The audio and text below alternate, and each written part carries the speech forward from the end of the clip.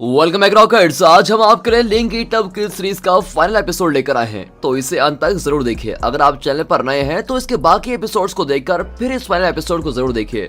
पिछले एपिसोड में डाह्युन को यकीन हो गया था कि उसके सामने किलर बैन ही खड़ा है, इसीलिए वो उससे दूर भागने लगी थी। रेस्टोरेंट में गेहून को फील हुआ था कि डाह्युन किसी मुसीबत में है। अब इस एपिसोड की शुरुआत में गेहून लाइब्रेरी में जाता है और डाह्युन को वहां ढूंढता है, क्योंकि डाह्युन अक्सर वहां पर जाती थी। वहां उसको ना पाकर वो डाह्युन को कॉल करता है, तो डाह्युन भागती हुई कॉल अटेंड करती है, लेकिन फोन फिसलकर नीचे गिर जाता है। पुलिस स्टेशन में चीफ जे और मिंजो से कहता है कि ली आखिर में बैन से मिला था, तो क्या बैन ही किलर है? तब गेहून जे को कॉल करके बताता है कि डाह्युन किसी बड़ी मुसीबत में है, लेकिन मुझे पता नहीं चल रहा है कि वो कहां पर है। अब पुलिस डाह्युन की तलाश में निकलती है। गेहून डाह्युन को फोटो दिखाकर उस एरिया के लोगों से पूछताछ कर रहा होता है। तब उसे डाह्युन का फोन नजर आता है। वो गैस करता है कि डाह्युन यहीं आसपास होगी।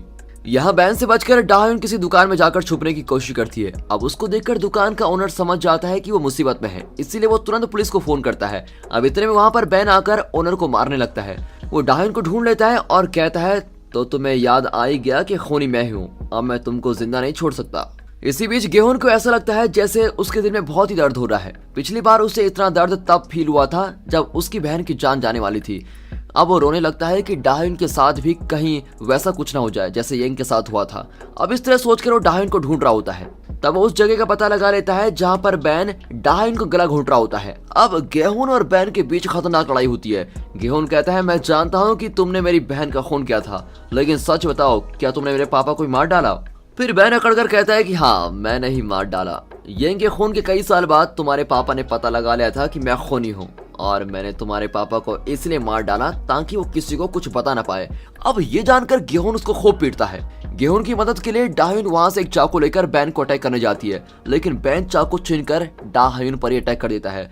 फिर गेहून थक जाता है और बैन से लड़ नहीं पाता। वो बैन को अपने हाथ से लॉक करके डाह्युन से कहता है कि तुम हमेशा मेरे साथ रहना, मैं तुम्हारे बिना अपनी लाइफ नहीं जी सकता, प्लीज मुझे इस तरह छोड़कर मत जाओ। फिर बहुत देर बाद बैन गेहून को अटैक करने लगता है, लेकिन एन वक्त पर जे अपनी पुलिस फोर्स के साथ आकर बैन को अरेस्ट कर लेता है। अब डाह्युन बेहोश होगा ये और गेहून एम्बुलेंस का इंतजार कर रहा होता है। डाह्युन की हालत देखकर वो रोने लगता है और डाह्युन उसके इमोशंस को फील कर रही होती है, इसलिए बेहोशी की हालत में भी उसकी आंखों से आंसू निकलने लगते हैं। उसे जरा होश आता है तो वो गेहून से कहती है कि बचपन में येंग ने मुझे बताया कि तुम येंग से इमोशनली कनेक्टेड हो। इतने साल बाद मैं जान गई हूँ कि तुम्हारा मेरे साथ इमोशनल कनेक्शन क्यों हुआ। मरने से पहले येंग को मैंने एक प्रॉमिस किया था, लेकिन मैं इस बात को भूल गई थी। अब मुझे याद आ रहा है कि जब हम दोनों बेसमेंट में बंद थे तो हमने मिलकर वहां पर एक स्टिकर चिपकाया था। हम दोनों डरी भी थी, लेकिन फिर भी साथ रहने के कारण बहुत ही खुश थे। हम वहाँ मिलकर खेलती भी थी, पर अचानक येंग रोने लगी। मैंने पूछा कि तुम अचानक क्यों रो रही हो, क्या तुम्हें इस जगह से डर लग रहा है? तब येंग ने मुझे बताया कि मैं रो नहीं रही हूँ, बल्कि मेरा भाई मेरे बारे में सोचकर रो रहा है, इसीलिए मेरे भी आंसू निकल रहे हैं। हम दोनों ट्विंस हैं। वो खुश रहता है तो मुझे खुशी फील होती है, अगर मैं दुखी होती हूँ तो उसका भी दुख फील होता है। इस वक्त तो मुझे ढूंढ रहा है और वो डर के मारे रो रहा है कि न जाने मुझसे क्या हो गया, इसलिए मुझे भी उसका दर्द फील हो रहा है। फिर आगे वो कहती है कि हम दोनों वहां से बचने की कोशिश करने लगी, लेकिन येंग ने कहा था कि अगर मैं यहाँ से बच नहीं पाई तो तुम मेरी एक बात मेरे भाई को बता देना। तुम उसे ये बताना कि वो मेरे लिए परेशान ना हो, जो कुछ मेरे साथ होगा उसके लिए वो जिम्मेदार नहीं है। अगर वो मुझे अकेला छोड़कर खेलने नहीं जाता तब भी ये सब कुछ हो सकता था, इसलिए वो मेरे बारे में फील करके कभी रोए ना। और फिर आगे डाह्युन कहती है कि मैंने उसे प्रॉमिस किया था कि मैं तुम्हारी ये बात तुम्हारे भाई को जरूर बताऊंगी, लेकिन न जाने क्यों बचपन की ये बात मैं बिल्कुल भूल गई थी और मैं अपना प्रॉमिस ही भूल गई थी। दरअसल इस घटना के बाद डाह्युन किसी दूसरे शहर में चली गई थी और वहीं पढ़कर कोई पार्ट टाइम जॉब कर रही थी। डाह्युन की माँ उसको वापस इस शहर में लाना नहीं चाहती थी, लेकिन शहर में उसे पार्ट टाइम जॉब में ठोकरें मिल रही थी, इसलिए उसकी माँ उसको वापस लेके आई। अब इसी वजह से 18 साल बाद जब गेहून इस एरिया में पहली बार आया तो उसे डाह्युन के साथ एक इमोशनल कनेक्शन फील हुआ।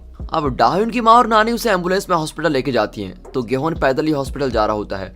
वो फूट फूट कर रोने लगता है। रास्ते में उसको इल्यूजन भी होता है कि उसकी बहन येंग सामने खड़ी है। वो कहती है, मेरी मौत तुम्हारी वजह से नहीं हुई है भाई, इसलिए तुम मेरे बारे में सोचकर रोना बंद करो और अपनी प्रेजेंट लाइफ में खुश रहने की कोशिश करो। मुझे प्रॉमिस करो कि आज से तुम अपनी लाइफ में खुश रहोगे और अपने पास्ट को भूलकर आगे बढ़ोगे। अब गेहून उसको प्रॉमिस करता है और फील करता है कि वो अपनी बहन को गले से लगा रहा है। फिर गेहून हॉस्पिटल पहुंचता है। डाह्युन की माँ उसे बताती है कि डाह्युन को कुछ नहीं होगा, लेकिन डॉक्टर्स कह रहे हैं कि सर्जरी करनी पड़ेगी, फिर वो बिल्कुल ठीक हो जाएगी। गेहून कहता है कि प्लीज मुझे माफ कर दीजिए, मैं ठीक वक्त पर जाकर डाह्युन की मदद नहीं कर सका। नहीं बेटा, तुम माफी क्यों मांगते हो? मेरी बेटी को बचाने के लिए तुमने अपनी लाइफ को रिस्क में डाला है। मुझे तो तुमको थैंक यू कहना चाहिए। तुम्हारी लाइफ में जो कुछ भी हुआ उसकी मैं भी एक तरह से जिम्मेदार हूँ, इसलिए माफी तो मुझको ही मांगनी चाहिए। अब यहाँ पुलिस की मार खाने के बाद बैन बता ही देता है कि उसने हुआन को कहाँ पर बंद करके रखा हुआ है। फिर पुलिस चीफ वहाँ जाकर हुआन को बचा लेता है। अब यहाँ सर्जरी के बाद डाहिन को कई दिन हॉस्पिटल में रहना पड़ता है। अब उस एरिया में सब यही बातें करते हैं कि मार्केट में बैन बहुत ही भले इंसान की तरह बिहेव करता था, लेकिन अब पता चला है कि उसने गेहून की बहन, फिर उसके पापा और आखिर में ली का भी खून कर डाला। इतना ही नहीं, सीरीज की शुरुआत में ली और डाहिन के बीच हाथापाई हुई थी। तब ली ने डाहिन को धक्का दिया था और वो बेहोश हो गई थी। इसी बीच बैन ली को फॉलो करके वहां पर गया था और ली के सर पर कोई भारी चीज भी मारी थी। वो नहीं चाहता था कि ली गलती से भी डाहिन को उसके बचपन के बारे में बताए। अब पुलिस स्टेशन में बैन अपने सारे जुर्म को कबूल कर लेता है। यहाँ गेहून आज तक अपनी माँ से झूठ बोल रहा था कि पापा जिंदा है, लेकिन अब वो सच बता देता है कि पापा बहुत पहले ही मर चुके हैं। पर आपकी हालत को देखकर मुझे आपको सच बताने की हिम्मत नहीं हुई माँ। फिर वो अपने पापा का वॉलेट अपनी माँ को देता है। उसमें अपने पति की फोटो देखकर उसकी माँ बहुत ही रोने लगती है और फिर अपनी माँ को सच बताने के बाद गेहून का मन बहुत ही हल्का हो जाता है। अब कुछ हफ्ते के बाद डाहिन हॉस्पिटल से डिस्चार्ज हो जाती है। उसकी लाइफ में अब एक और बदलाव आ गया है। अब गेहून और डाहिन के बीच किसी इमोशनल कनेक्ट की जरूरत ही नहीं होती, क्योंकि डाहिन की बहन अपने भाई से जो कहना चाहती थी वो कह चुकी है, इसलिए अब वो एक दूसरे के इमोशंस को फील नहीं कर पाते।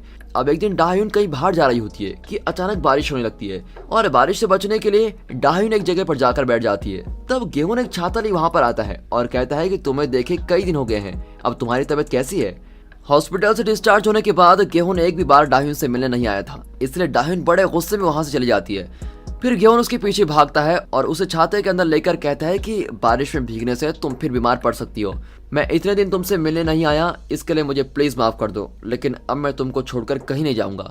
ये कहकर वो डाहिन को किस करता है और दोनों फैसला करते हैं कि बीती बातों को दोनों ही भुला देंगे और आगे की जिंदगी खुशी से बिताएंगे। फिर दिखाते हैं कि नानी एक आदमी से मिलती है। ये और कोई नहीं, डाहिन के पापा हैं। 20 साल पहले डाहिन की माँ और पापा का डाइवोर्स हो गया था। दरअसल जिसे डाहिन अपनी नानी समझती है वो उसकी पापा की माँ है। वो पूछता है कि जब मेरा और डाहिन की माँ का डाइवोर्स हो चुका था तो आप वहाँ उसके साथ क्या कर रही हैं? आपको मेरे साथ रहना चाहिए। तब फ्लैशबैक में दिखाते हैं कि जब इन दोनों का डाइवोर्स हुआ था तो उसकी माँ बहुत ही मुश्किलों का सामना करके अपनी बेटी को पाल रही थी। जब डाहिन लापता हो गई थी तो उसकी माँ बहुत ही घबरा गई थी और उसने अपनी सास को फोन करके ये बात बताई थी। अब नानी अपनी बहू की परेशानी समझ गई थी और तुरंत उसकी मदद के लिए आ गई। जब डाहिन वापस मिल गई तो बेहोश थी और उस घटना के बारे में भूल भी गई थी। इसके बाद नानी डाहिन की माँ को अपनी बहू नहीं बल्कि बेटी मानने लगी और डाहिन की नानी बनकर उनके साथ रहने लगी। अब दिखाते हैं कि डाहिन की माँ बस स्टॉप पर नानी का इंतजार कर रही है। वो बहुत ही परेशान होती है कि जो मेरी माँ बनकर इतने साल सुख दुख में मेरा साथ देती रही, कहीं वो हमेशा के लिए अपने बेटे के पास तो नहीं चली गई। तब वहां पर एक बस आकर रुकती है और नानी बस से उतरती है। तब जाकर डाहिन की माँ को चैन आता है। अब नानी पूछती है कि तुम यहाँ पर क्या कर रही हो? कुछ नहीं माँ, वो तो मैं यूं ही टहलने निकली थी। अब इनकी बातों के बीच एक आदमी वहां से स्मोक करता हुआ जाता है और जाते जाते डाहिन की माँ पर धुआं फूंक के जाता है। अरे क्या तुम्हें जरा भी तमीज नहीं है जो दूसरा के मुंह पर धुआं फूंक रहे हो? उसकी माँ की बात सुनकर वो आदमी माफी मांगने के बजाय उल्टा उनको डांटने लगता है। इस वक्त तो इन दोनों के पास इनके फेवरेट वेपन्स भी नहीं होते, इसलिए दोनों भागने लगती हैं। फिर भागते भागते नानी कहती है कि तुम्हारे पास आने से पहले मैं चैन और शांति से जी रही थी, लेकिन जब से तुम्हारे पास आई हूँ तब से मेरी लाइफ में भाग दौड़ और झगड़े भरे हुए हैं। मुझे तो ये लाइफ बहुत ही थ्रिलिंग लगती है। डाहिन की माँ जवाब देती है कि शांत लाइफ बोरिंग हो जाती है, आप मेरे साथ रहेंगी तो एक्शन और थ्रिल दोनों एंजॉय करेंगी। हाँ बेटी, मुझे भी चुपचाप अपने बेटे के घर में कैद रहने में कोई इंटरेस्ट नहीं है। इस तरह दोनों बहुत दिनों के बाद खुशी खुशी गप्पे लड़ाकर भाग रही होती हैं। यहाँ गेहून ने अपने रेस्टोरेंट की चीजें पैक कर ली हैं और उसने इस एरिया को छोड़कर जाने का फैसला भी कर लिया था, लेकिन अब डाहिन से मिलने के बाद उसका सारा प्लान चेंज हो गया है। वो अपनी सारी चीजें फिर से रेस्टोरेंट में रखवाता है और फिर गेहून को देखकर डाहिन बड़ी खुशी खुशी भाग कर आती है और गेहून के मन में तो तितलियां उड़ने लगती है कि ये मुझे किस करने आ रही है, लेकिन वो उसको इग्नोर करके बस पपी को प्यार करने लगती है। इस पूरी सीरीज में गेहून ने अब तक अपना रेस्टोरेंट नहीं खोला होता क्योंकि उसकी लाइफ में प्रॉब्लम्स खत्म ही नहीं हो रहे होते हैं। अब उसके सारे प्रॉब्लम सॉल्व हो चुके हैं और इसलिए रेस्टोरेंट खोला जा रहा है। सब बहुत ही खुश होते हैं।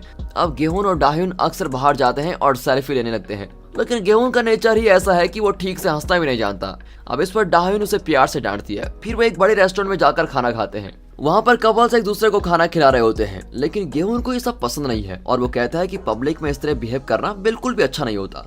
लेकिन जब वो मुड़ता है तो डाहिन उसको खिलाने के लिए तैयार होती है। अब उसकी बातें सुनकर डाहिन बड़ी उदास हो जाती है। फिर गेहूं उसको उदास नहीं देख सकता और झूठ बोलता है कि यार मैं तो मजाक कर रहा था, तुम्हारे हाथ से खाने में मुझको तो बहुत ही मजा आता है। फिर लौटकर गेहूं जिम को बताता है कि मुझे ये प्यार, डेटिंग वगैरह बहुत ही अजीब फील हो रहे हैं। पहले कम से कम मुझे ये तो पता था कि डाह्युन क्या फील कर रही है, लेकिन अब हमारे बीच वो इमोशनल कनेक्ट तो है नहीं और इस वजह से डाह्युन को समझना मेरे लिए बहुत ही मुश्किल हो गया है। यहाँ जे और मिंजो की लव स्टोरी फिर से शुरू हो गई है। उन्हें एक पुलिस कार फॉलो कर रही होती है और इस बात से बेखबर मिंजो जे से कहती है कि हमारी नई लव स्टोरी स्टेशन में किसी को पता नहीं चलनी चाहिए। अब यहाँ बैन 3 कत्लों की सजा काट रहा होता है। हुआन अक्सर उससे मिलने आता है और पूछता है कि अगर तुमने येंग का खून किया था तो उसकी लाश कहाँ छुपा रखी है। पहले बैन कुछ भी बताने से इनकार कर देता है, लेकिन बहुत देर बाद वो बताता है कि उसने येंग की लाश को पास के गाँव में दफनाया था। दरअसल जब डाह्युन की मां ने बैन के पार्टनर को मार डाला था तो हुआन ने उसे और नानी को बताया था कि किस तरह लाश पर लगा हुआ खून साफ करना है और कैसे उसको पैक करना है ताकि किसी को कोई शक ना हो। इसलिए उस आदमी की लाश को पैक करके दोनों ने हुआन के हवाले कर दिया था। हुआन ने वो लाश बैन को दी थी और उसे दूर किसी जगह दफनाने को कहा था, लेकिन बैन ने बड़ी चालाकी से येंग की लाश को भी उसी जगह पर दफना दिया था। अब समझ में आता है कि शुरुआत में डाह्युन की मां और नानी ने ली को इतनी खूबसूरती से पैक कैसे किया था। दरअसल उन्हें हुआन से इस बात की ट्रेनिंग मिली थी। अगर डाह्युन को ये सब पता चल गया था, अगर डाह्युन को ये सब पता चलता तो वो बहुत ही बुरा फील करती कि उसकी मां एक खूनी है, इसलिए दोनों ये बात डाह्युन से छुपा रही थी। अब बैन की बताई हुई जगह पर पुलिस को 2 लाशें मिलती हैं, एक येंग की और दूसरे बैन की पार्टनर की, जिसे डाह्युन की मां ने मारा था। हुआन ने गेहून को भी स्पॉट पर बुलाया होता है। गेहून बहुत ही रो रहा होता है और अपनी बहन और पापा के साथ बिताए हुए हैप्पी मोमेंट्स को याद करता है। फिर कुछ दिन बाद गेहून अपनी माँ को उनके मेमोरियल पर लेके जाता है और दोनों उनके लिए प्रार्थना करते हैं। फिर लौटते वक्त उसकी माँ कहती है कि येंग के जाने के बाद हमारी फैमिली खुशी नाम की चीज ही भूल गई थी। मैंने भी अपना दुख तुम पर लाद दिया और तुम्हें भी खुश नहीं रहने दिया, लेकिन अब मैं ऐसे नहीं रहूंगी और तुम्हें भी सब कुछ भूल जाना चाहिए। हमें फिर से एक हैप्पी फैमिली की तरह रहना चाहिए। और ये सुनकर गेहून बहुत ही खुश होता है। आखिर गेहून के रेस्टोरेंट के खुलने का दिन भी आ जाता है, क्योंकि गेहून एक फेमस शेफ है। उसके सोशल मीडिया पोस्ट देखकर कई लोग रेस्टोरेंट में आते हैं। धीरे धीरे उसका रेस्टोरेंट बहुत ही पॉपुलर हो जाता है। अब इस सीरीज के सारे कैरेक्टर्स को एक एक करके दिखाते हैं। टैक्सी ड्राइवर और उसकी पत्नी बहुत ही खुश हैं। जे अब अपने पापा और मिंजो को बहुत ही खुश रखता है। चैंग के काम में वो उनकी मदद करता है और उनकी सारी जरूरतों को पूरी करता है। पुलिस ऑफिसर हुआन और डाह्युन की मां कॉलेज में साथ पढ़ते थे और उनकी दोस्ती अब तक बनी हुई है। ट्रक ड्राइवर और उसकी पत्नी भी बहुत साल बाद अब लड़ना बंद करके खुश रहते हैं। गेहून और डाह्युन की लव स्टोरी को सपोर्ट करते करते युगेन और जिम में प्यार हो जाता है और आखिर गेहून फिर अपना लव प्रपोज करता है और डाह्युन को किस करता है। तब उन्हें छोटा गेहून और जे, छोटी येंग और डाह्युन हंसते खेलते सीढ़ियों से उतरते हुए नजर आते हैं और बचपन की इन्हीं हसीन यादों में दोनों खुशी खुशी खो जाते हैं।